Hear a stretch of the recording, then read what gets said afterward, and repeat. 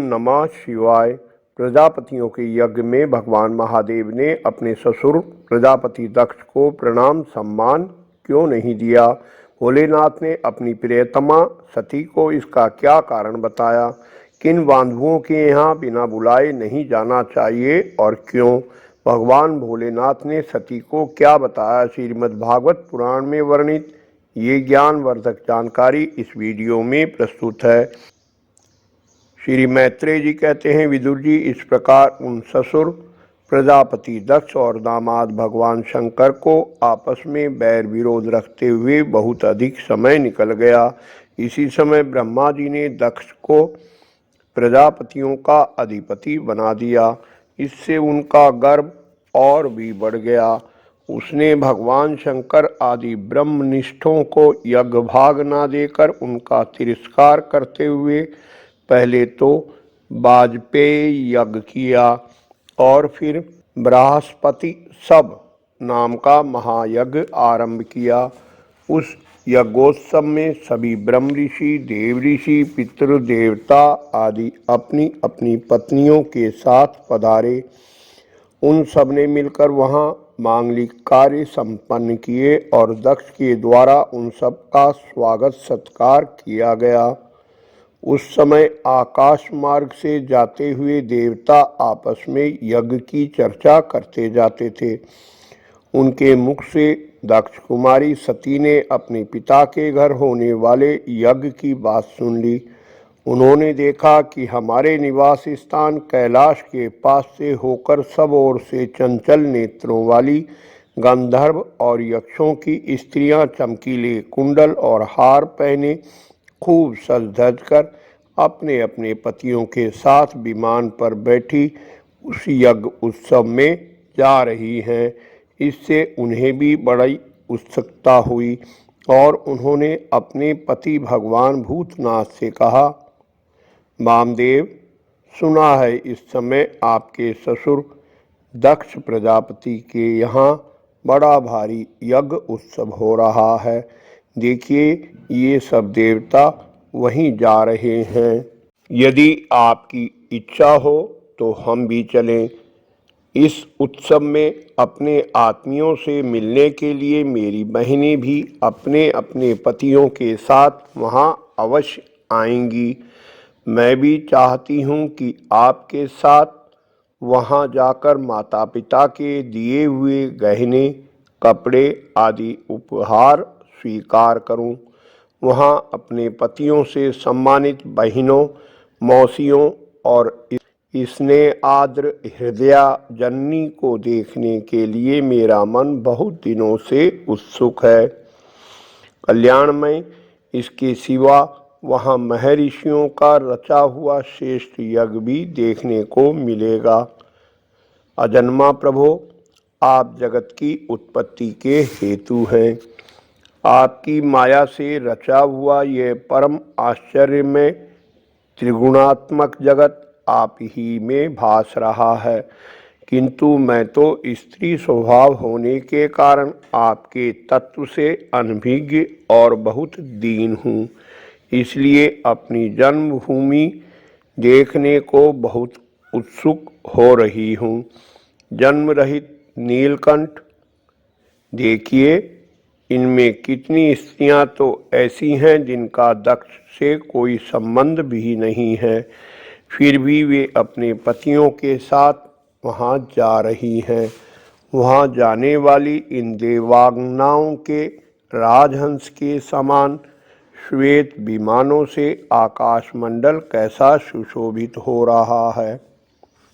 सुरश्रेष्ठ, ऐसी अवस्था में अपने पिता के यहाँ उत्सव का समाचार पाकर उसकी बेटी का शरीर उसमें सम्मिलित होने के लिए क्यों ना छटपटाएगा।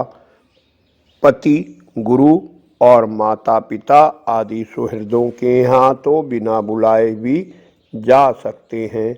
अतः देव, आप मुझ पर प्रसन्न हो। आपको मेरी यह इच्छा अवश्य पूर्ण करनी चाहिए। आप बड़े करुणामय हैं, तभी तो परम ज्ञानी होकर भी आपने मुझे अपने आधे अंग में स्थान दिया है। अब मेरी इस याचना पर ध्यान देकर मुझे अनुग्रहित कीजिए।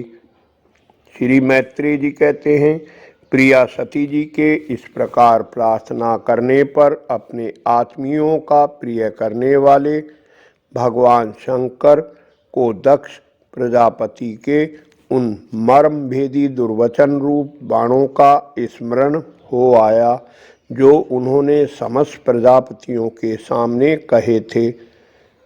तब वे हंसकर बोले, सुंदरी, तुमने जो कहा कि अपने बंधुजन के यहाँ बिना बुलाए भी जा सकते हैं, सो तो ठीक ही है, किंतु ऐसा तभी करना चाहिए जब उनकी दृष्टि अतिशय प्रबल देह अभिमान से उत्पन्न हुए मद और क्रोध के कारण द्वेष दोष से युक्त ना हो गई हो।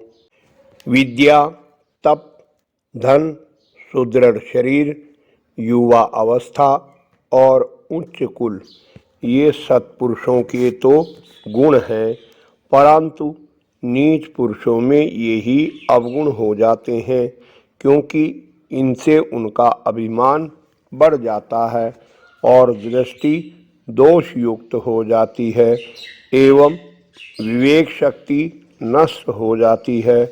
इसी कारण वे महापुरुषों का प्रभाव नहीं देख पाते।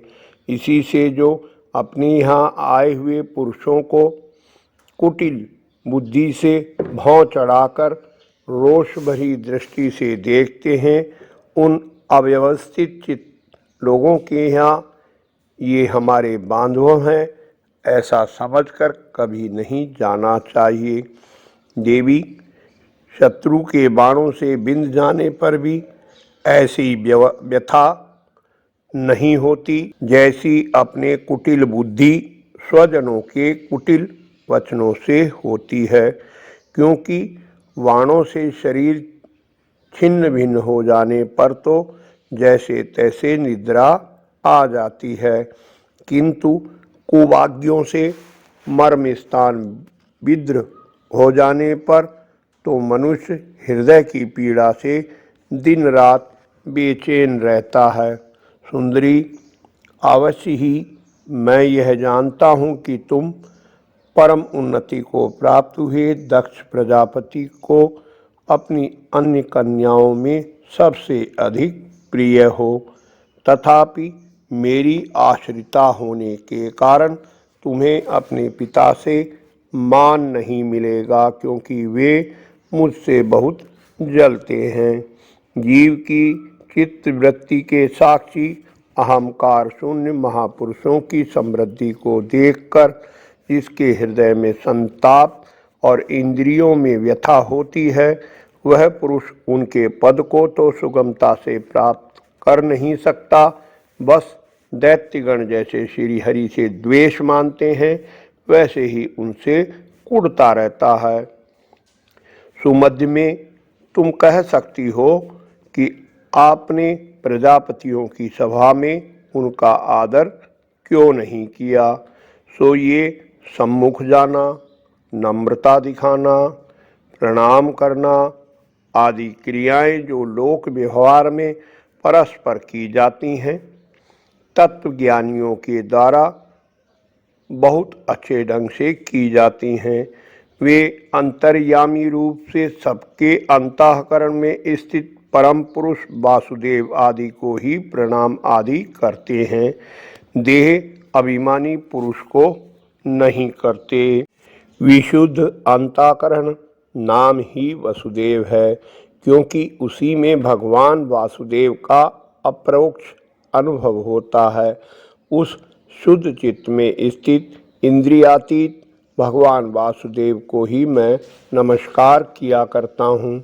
इसलिए प्रिय, जिसने प्रजापतियों के यज्ञ में मेरे द्वारा कोई अपराध न होने पर भी मेरा कटु वाक्यों से तिरस्कार किया था, वह दक्ष यद्यपि तुम्हारे शरीर को उत्पन्न करने वाला पिता है, तो भी मेरा शत्रु होने के कारण तुम्हें उसे अथवा उसके अनुयायियों को देखने का विचार भी नहीं करना चाहिए।